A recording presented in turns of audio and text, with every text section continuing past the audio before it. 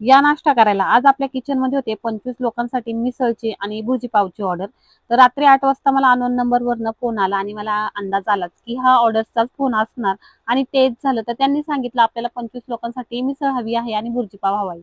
तर मी त्यांना म्हटले की मी भुर्जी पाव देऊ शकते, पण मिसळचं कन्फर्म सांगू शकत नाही. कारण माझी कुठलीच तयारी नव्हती. नेहमीप्रमाणे मी असं म्हणते की जेव्हा मला कुठली ऑर्डर येते, अगदी मी त्याची सर्व तयारी त्याच टाईमवरती करते.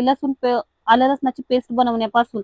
तर त्यांना म्हटले मी सांगू शकत नाही, कारण मी मटकी वगैरे भिजवलेली नव्हती. तरी पण मग मी जवळच्या दुकानामध्ये गेले, आमच्या तिथल्या भाजीच्या मध्ये बघू चालू आहे का, तर योगायोगाने दुकान पण ओपन भेटलं आणि त्यांच्याकडे मटकी सुद्धा भिजवलेली भेटली. त्यानंतर रात्री 9 वाजता त्यांना म्हटले ठीक आहे, तुम्हाला मिसळ सुद्धा भेटून जाईल आणि त्याचीच इथे तयारी करायला घेतली होती. तर तुम्हाला सुद्धा अशा ऑर्डर्स द्यायच्या असतील ना, तर शक्यतो तुम्ही लवकर देत जावा, जेणेकरून मला सुद्धा तयारीला पुरेसा वेळ भेटतो आणि तुम्हाला तुमच्या मनासारखे पदार्थ सुद्धा भेटतात. तर त्याच्यासाठी आता ह्यांना एक भेटलं म्हणून चला ठीक आहे.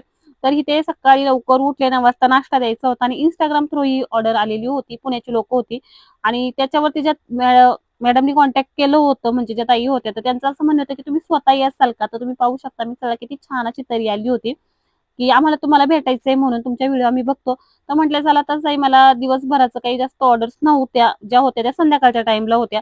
तर त्याच्यामुळे मग अशी ऑर्डर पॅक केली आणि मी स्वतः गेले होते. जर तुम्हालाही सुद्धा अशा ऑर्डर्स द्यायच्या असेल किंवा तुमच्या ओळखीमध्ये, तर नंबर दिलेला आहे, तर ह्या नंबरवरती कॉन्टॅक्ट करत जावा आणि लवकर करत जावा. Thank you so much.